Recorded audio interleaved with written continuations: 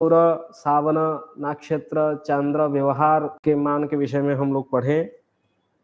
उसके बाद सौरमान के द्वारा कैसे दिव्य दिन का, दिव्य अहोरात्र का, देवासुरों का अहोरात्र का ज्ञान प्राप्त किए और दिव्य अहोरात्र से दिव्य वर्ष, दिव्य वर्षों के द्वारा एक महायुग का मान और महायुग से हम लोग मनु के मान को समझें। जैसे 71 महायुग में एक मनु और 14 मनु में एक कल्प। 14 मनु में जो कल्प है वो ससंधयस्ते मनवः कल्पे ज्ञेया चतुर्दश कृत प्रमाण कल्पादो संधि ही पंचदश स्मृतः। यह विषय तक हम पिछले कक्षा में समझे थे। आज की जो विषय है उसी से आगे समझेंगे ब्रह्म अहोरात्र तक। कल भी वो विषय हम लोग चर्चा किए थे। जैसे एक कल्प ब्रह्मा जी का एक दिन होता है और दूसरा कल्प क्या होता है, एक रात्रि होता है। तो ब्रह्मा जी के अहोरात्र मतलब 2 कल्प का है। 2 कल्प यदि ब्रह्मा जी का अहोरात्र हो गया है, एक कल्प में 1000 महायुग होते हैं। उस बात को हम लोग कल समझे थे। क्या विषय था, कैसे 1000 महायुग का एक कल्प होगा। 71 महायुग में एक मनु है, 14 मनु में एक कल्प। 71 गुणे 14 बराबर 994 और प्रत्येक मनु के अंतर में, मनवंतर में एक कृतयुग तुल्य संधि का मान रहता है। कृत मतलब सत्ययुग, और सत्ययुग का जो दिव्य वर्ष होता है वो कितना है, 4800 होता है। और 4800 दिव्य वर्ष को 14 मनु में 15 संधि होते हैं। इसीलिए हम क्या किए थे कल की कक्षा में, उसको 15 में गुणा किए थे 4800 को, और 15 में गुणा करने के बाद हम लोगों को 72,000 72,000 हम लोगों को प्राप्त हुआ संधि का मान। और यह संधि मान को महायुग में परिवर्तन करने के लिए ये दिव्य वर्ष है, 72,000 दिव्य वर्ष है। 12,000 दिव्य वर्ष का एक महायुग होता है। इसीलिए हम लोग क्या किए, 12,000 में भाग दे दिए। तो भागफल हम लोगों को कितना मिला, 6, क्योंकि 12 6 का 72। इसलिए 15 संधि में टोटल संधि 15 संधि में 6 महायुग का मान हम लोगों को प्राप्त हुआ। और 14 मनु गुणे 71, एक मनु में 71 महायुग होते हैं। संपूर्ण एक कल्प में 14 मनु, 14 मनवंतर होने के कारण उसको 71 में गुणा किए तो 994, और संधि का मान जो है वो 6, और कुल मिला के 1000 महायुग का एक कल्प। और एक कल्प ब्रह्मा जी का एक दिन और दूसरा कल्प जो है वो रात्रि। उसमें श्लोक है, युगानम सप्तति ही सही का तो मनवंतर मिहोच्यते, वो समझे थे। ससंधयस्ते मनवः कल्पे ज्ञेयाश्च चतुर्दश कृत प्रमाण कल्पादो संधि ही पंचदश स्मृतः। संधि ही पंचदश स्मृतः इत्थम युग सहस्रेण। इसी प्रकार 1000 महायुग में भूत संहार कारक कल्पो ब्रह्म महाप्रोक्तम सर्वरी तस्य तावती। इसमें सूर्य सिद्धांत में जो सूर्यांश पुरुष कहते हैं, उसमें मनवंतर के अंत में जल प्लवः करके विषय प्रतिपादन करते हैं। यदि प्रश्न आता है जल प्लवः कदा भवति, मनवंतरे भवति। मनवंतर मतलब मनु के अंत में। मनु मतलब प्रजापति, प्रजापति मतलब इंद्र भी हम लोग जानते हैं, 14 इंद्र है, इंद्र की संख्या भी 14 है। तो प्रजापति व मनवंतर में अंत में जो संधिकाल है वो संधिकाल कितना है 4800 दिव्य वर्ष। उसी संधिकाल के समय में संपूर्ण पृथ्वी व भूखंड में संपूर्ण विश्व में जलप्लव होता है। जलप्लव मतलब जल प्लावित होने के कारण संसार जलमय हो जाता है। और हम लोग जानते हैं हमारे पृथ्वी में 3 भाग जल है, 1 भाग स्थल है, और वो 1 भाग को 3 भाग डुबाने में सामर्थ्य है, क्योंकि सुमेरु में और कुमेरु में हमारे क्या है बर्फ आवृत खंड सब है, और बर्फ धीरे धीरे पिघलने लगेंगे तो वो संपूर्ण पृथ्वी को निश्चित रूप में जल प्लावित करने में सामर्थ्य सुमेरु और कुमेरु में है। सुमेरु में देवताओं का निवास है, कुमेरु में राक्षसों का निवास है। इसलिए यह जो स्थिति जलप्लव की स्थिति संपूर्ण विश्व में व संपूर्ण पृथ्वी के ऊपर होगा, इस जलप्लव के कारण मनवंतर में होगा, ऐसा सूर्यांशु पुरुष की वचन है। उसके बाद जब कल्प के अंत में ये कहते हैं भूत संहार कारक, क्या इत्थम युग सहस्रेण भूत संहार कारक कल्पे ब्रह्म महाप्रोक्तम सर्वरी तस्य तावती। एक कल्प के जो अंतकाल है उसी अंतकाल में भी संधिकाल होगा। कल्प के आरंभ में और कल्प के अंत में संधिकाल खंड होगा, और उसी संधिकाल में भूत संहार होगा। भूत कथनेन अत्र पंचमहाभूतानां संहारः। पंचमहाभूतानां संहारः इत्युक्ते अंडपिंडानां शमेषां ग्रहार्क्षाणाम् एव संहारः भवति। यतो हि सर्वत्र भूतानां विद्यमानत्वम् अस्ति।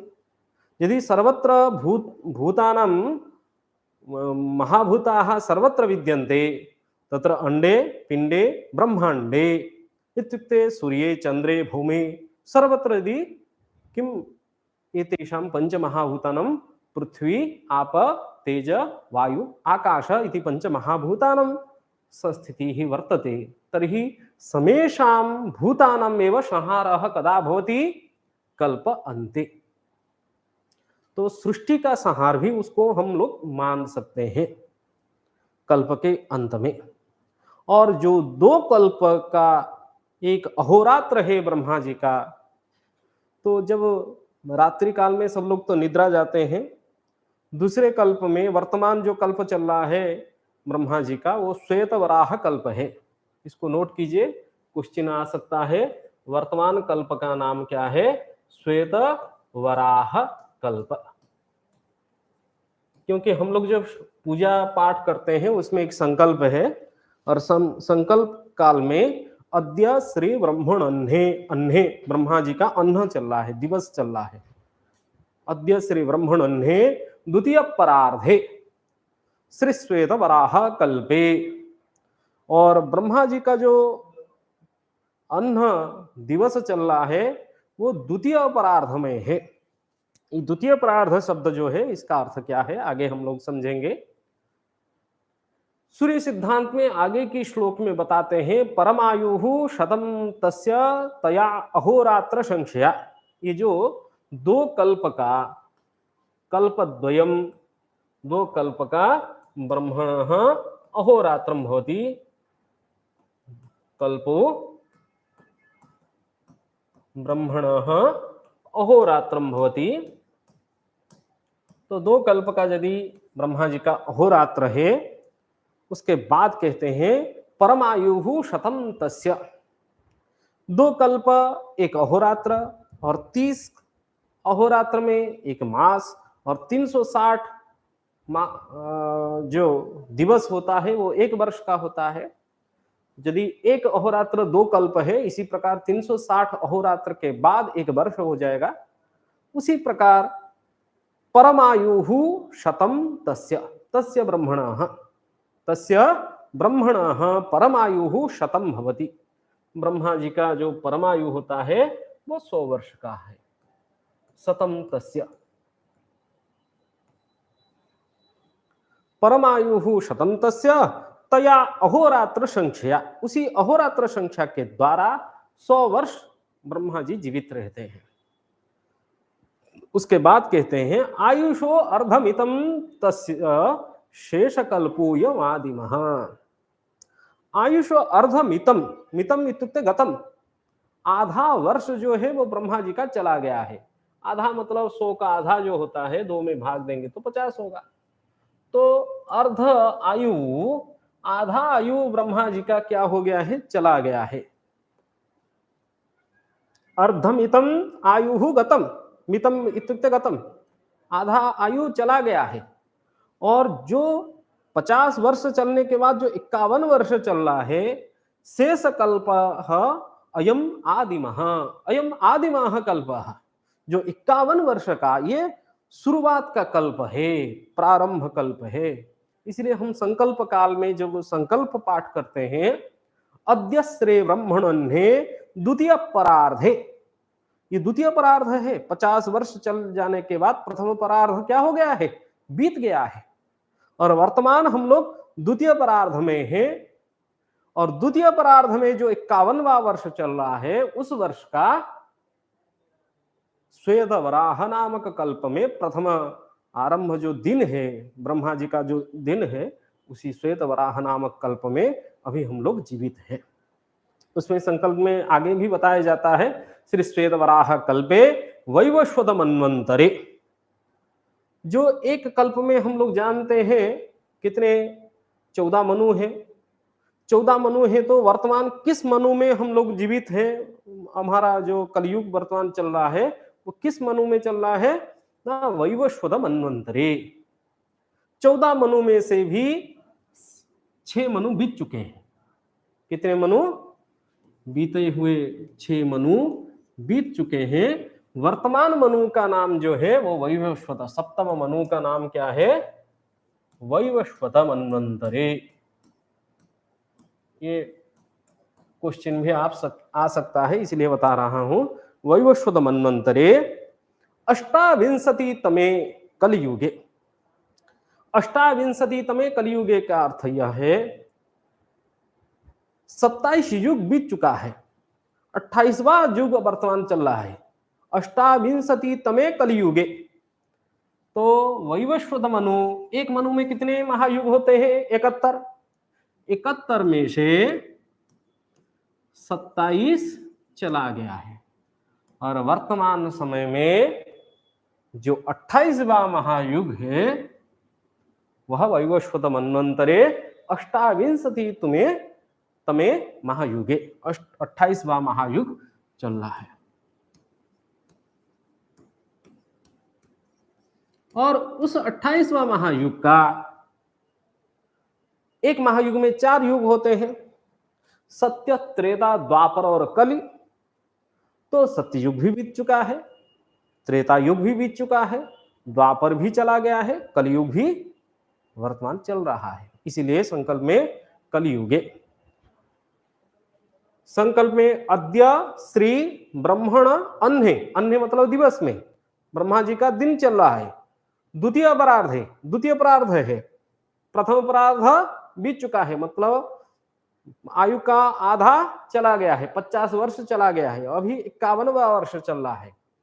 द्वितीय परार्ध है श्री श्वेत वराह कल्पे, जो 51 का वर्ष प्रथम दिवस चल रहा है ब्रह्मा जी का, वो उसका नाम क्या है? श्वेत वराह कल्प है।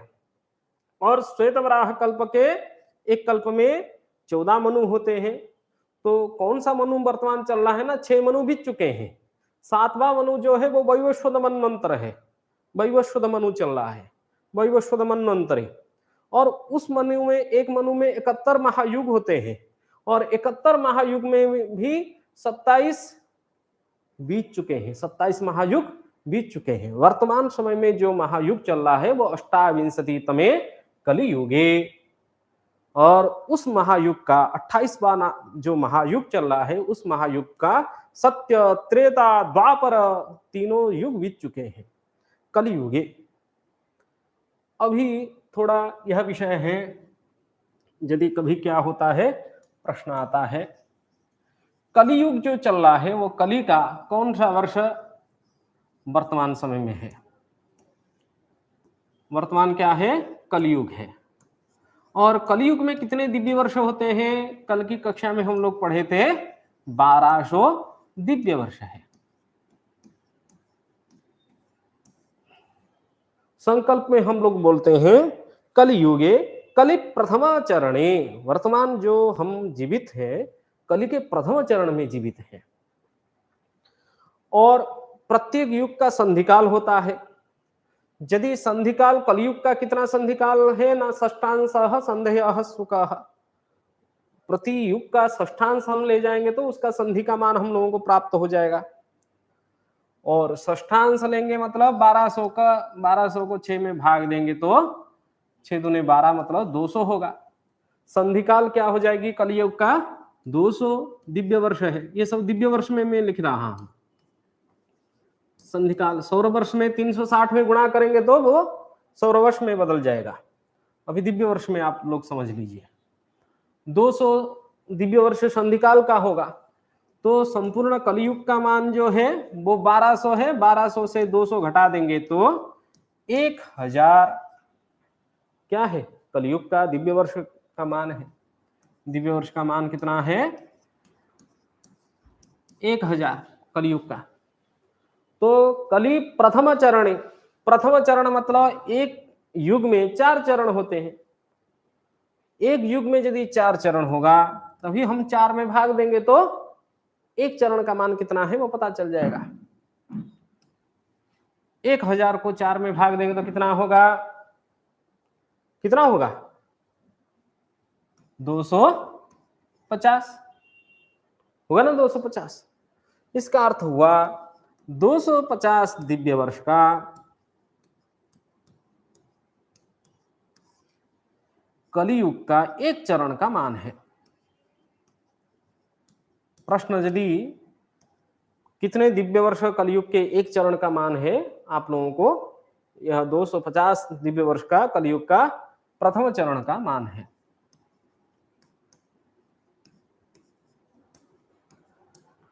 (250 दिव्य वर्ष। इसको जब सौर वर्ष में हम बदलेंगे क्या करेंगे? 360 में गुणा कर देंगे तभी वो क्या हो जाएगा? सौर वर्ष में बदल जाएगा। 2 शून्य रख लिए और आप 36 को 25 में गुणा कर दीजिए। आप लोगों को क्या मिल जाएगा ना? कलयुग का प्रथम चरण का सौर वर्ष का मान मिल जाएगा। और आप 36 को 25 में गुणा करेंगे तो कितना होगा? 900 हो जाएगा। ठीक है, 36 को 25 में गुणा करेंगे तो 900 होगा, मतलब 90,000 सौर वर्ष क्या है? कलयुग के प्रथम चरण का मान है।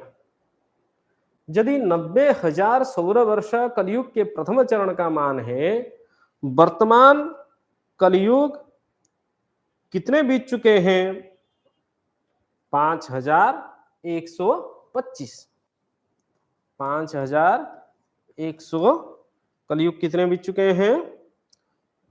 आप कोई भी पंचांग उठा के देखेंगे तो कलयुग का मान कितना बीता हुआ है वो पता चल जाएगा। 5124 है, अगले साल 125 हो जाएगा। 5124 वर्ष कलयुग का बीत गया है। मतलब इससे हम लोगों को पता चलेगा कलयुग का प्रथम चरण कितना बचा हुआ है और आगे फिर से 3 चरण बचा है। तो फिर से कलयुग जब अंत हो जाएगा, नेक्स्ट क्या आएगी? सतयुग आ जाएगी। इस प्रकार हम क्या है संकल्प में ये सारा विषय को बोलते हैं और दैनंदिन जीवन में ये पूजा पाठ हो व दैनंदिन सूर्य उदय से लेकर के सूर्य अस्त तक औषध सेवन से लेकर के प्रत्येक कार्य में ये नवविध कालमान को हम लोग क्या करते हैं? व्यवहार में लाते हैं। इसीलिए ये नवविध कालमान का जो ब्रह्मम दिव्यम तथा पवित्रम प्रजापत्यम च गौरवम, ये 9 मान को आप लोग नोट कीजिए। ब्रह्मम दिव्यम तथा पित्रम प्राजापत्यम च गौरवम सौरम च सावनम चांद्रम आर्क्षम मानानि वैनव। तो 9 कालमान में एक एक करके हम लोग सारा विषय तो लगभग समझ लिए हैं। ब्राह्मम दिव्यम तथा पवित्रम, ब्रह्मम दिव्यम तथा पवित्रम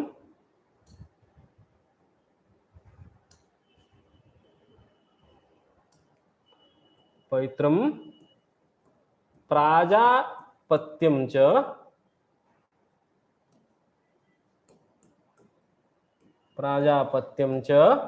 गौरवम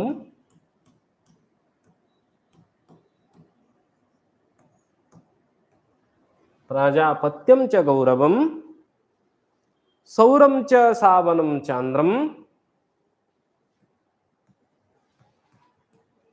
सौरम च सावनम चांद्रम चांद्रम मार्क्षमानानि वैनव। मार्क्षम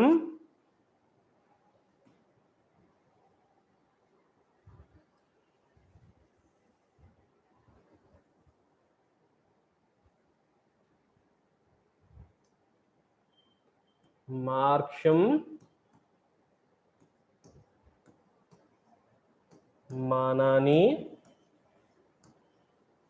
वै नव। यह श्लोक है नवविध कालमान में। तो शुरू से हम आर्क्षम मतलब यहां प्रश्न आर्क्षम मतलब नक्षत्र होता है। नक्षत्रम आर्क्षम नक्षत्रम नक्षत्रमान समझे हैं। चांद्रम मतलब चांद्रमान को तिथि को समझे हैं। और सावनम सूर्योदय से सूर्योदय तक सावन दिन को भी समझे हैं।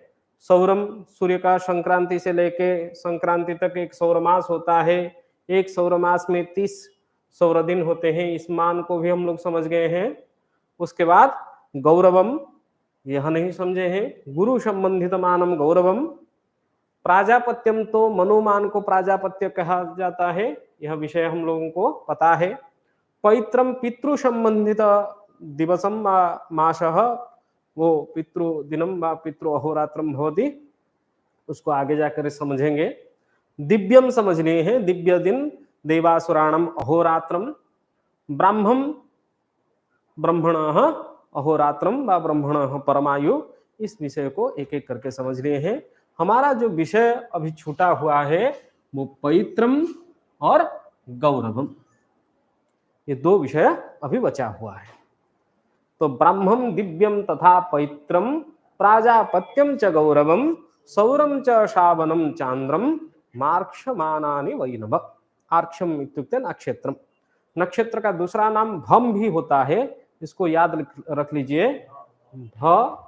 भम नपुंसक शब्द है। भम नाम नक्षत्रम। और भ को भी राशि कहा जाता है, अर्क्ष को भी राशि कहा जाता है। यदि पुलिंग अर्थ में होगा राशि ही और अर्क्ष, यदि नपुंसक अर्थ में है नक्षत्रम, उसको समझना चाहिए।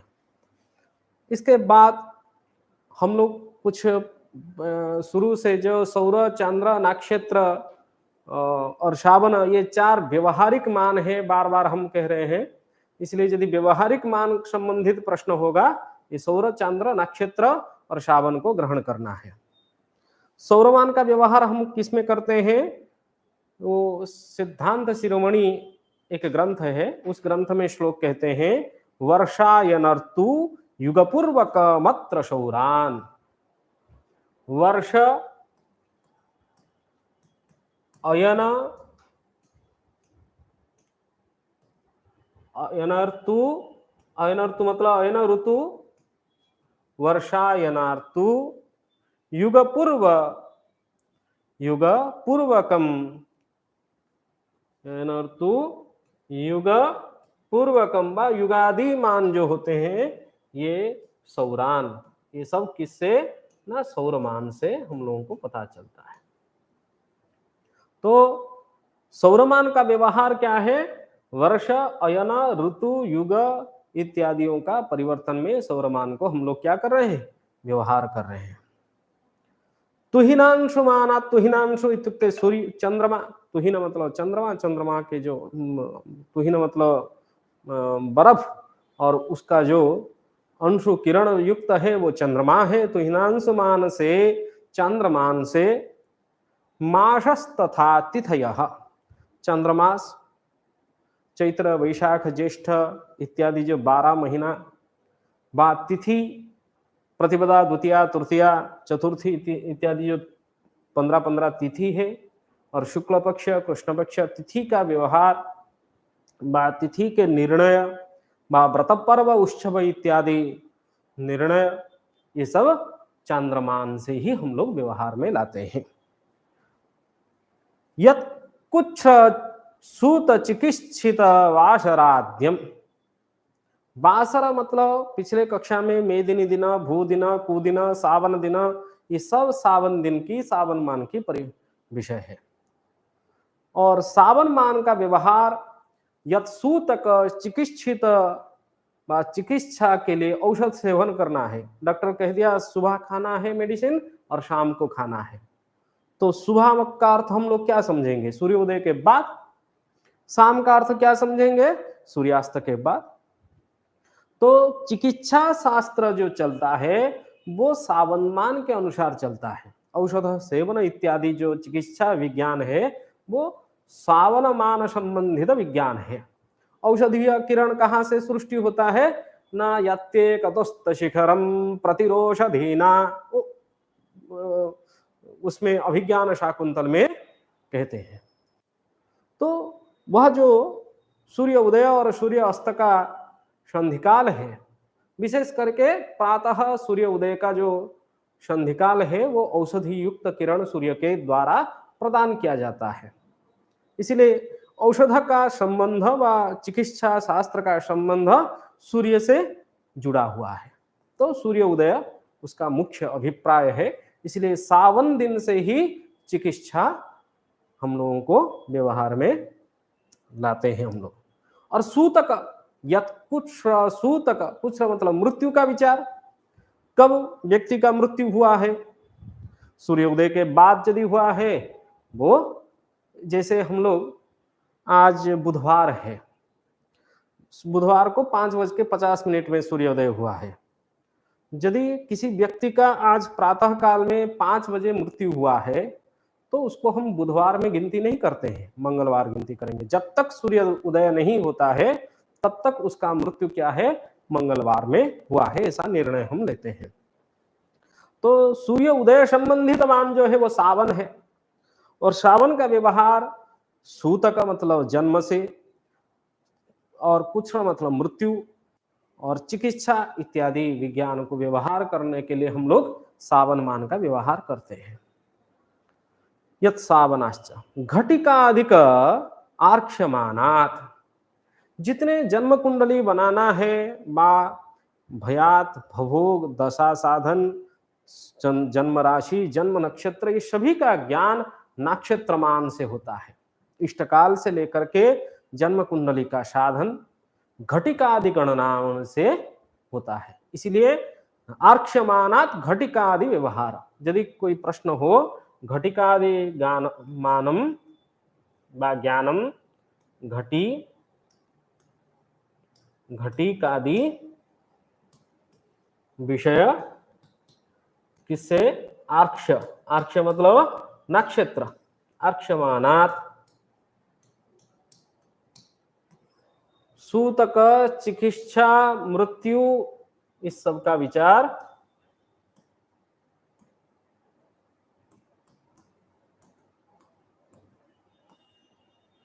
इत्यादि चंद्रमान से होता है। एक एक करके आप लोग नोट कर लीजिए, उससे शॉर्ट क्वेश्चन में आप लोगों को सुविधा होगी। सूतक, चिकित्सा, मृत्यु इत्यादि विचार सावन मान से होता है। ये गलती हो गया, ये क्या है? सावन मानात। श्रावणमानात् भवति। वर्ष अयन ऋतु युग इत्यादि जो परिवर्तन होता है वो सौरमान से होता है। और तिथि, उसके बाद मास, चंद्रमास, चैत्र, वैशाख, ज्येष्ठ इत्यादि तिथियों की व्रत पर्व निर्णय, ये सब किससे होता है? चंद्रमान से होता है। ये 4 प्रकार की व्यवहारिक मान है: सौर, श्रावण, चंद्र, नक्षत्र। उसके बाद भी यहाँ कहते हैं सौरेण द्विनिशोर्मानम षडशीति मुखानि च अयनम विषुवच्चैवं संक्रांते पुण्यकालता। संक्रमण, सूर्य का जो संक्रमण होता है वो मुख्य है सौरमास के लिए, क्योंकि सौरमास का परिभाषा संक्रांतितः संक्रांतिं यावत् सौरमासः भवति। और वो संक्रांति 12 महीना में 12 संक्रमण होता है। अगले कक्षा में हम लोग पढ़ेंगे ये जो संक्रांति है, ये 12 संक्रांतियों का नाम क्या है, क्योंकि सौरमास हम लोगों को समझना है और 12 संक्रमण होते हैं। 12 संक्रमण में कौन सा संक्रांति को किस नाम में जाना जाता है, कौन विषुवत संक्रांति कौन सा है, अयन संक्रांति किसको कहते हैं, विष्णुपदीय संक्रांति क्या है, षडशीति मुख संक्रांति क्या है, इस विषय में थोड़ा कुछ विषय चर्चा सामान्य करेंगे। और क्या है हमारा बचा हुआ है पवित्र संबंधी मान और प्राजापत्य मान। कल की कक्षा में पितृ संबंधित मान क्या है और गौरवम मान क्या है, इन दोनों विषय को हम लोगों को समझना है। थोड़ा सा बता देता हूं। पितृ संबंधित मानम पवित्रम, यदि पितृ संबंधित मानम पवित्रम भवति, पितृ संबंधी मानम किम न चांद्रमासः एकः पितॄणाम अहोरात्रम भवति। तो जो एक चांद्रमास है वो पितरों का एक अहोरात्र होता है। यदि वह अहोरात्र है, दिन का आरंभ कब होता है, मध्याह्न उनका कब होता है, मध्यरात्रि कब होता है, दिवस का अंत कब होता है, यह भी प्रश्न की संभावना। थोड़ा सा यदि अंदर प्रश्न पूछने लगेंगे तभी क्या होगा, बड़ा कष्ट होता है उससे। तो पितरों का अहोरात्र क्या है? एक चंद्रमास है। तो दिवस, पितरों का दिवस का आरंभ कहाँ से होता है, दिवस का अंत कहाँ है और दिवस का मध्य क्या है, यह से विषय, मध्यरात्रि कब होता है, यह विषय हम लोग कल समझेंगे। थोड़ा सा आप लोग क्वेश्चन प्रिपरेशन कर लीजिए आगे विषय में। आप सबको धन्यवाद है। और आप जो नवविध कालमान के सभी प्रकार के मान पढ़ चुके हैं, इसको अभ्यास करके आगे की चर्चा हम लोग करेंगे। धन्यवाद। यदि कोई प्रश्न हो पूछ सकते हैं।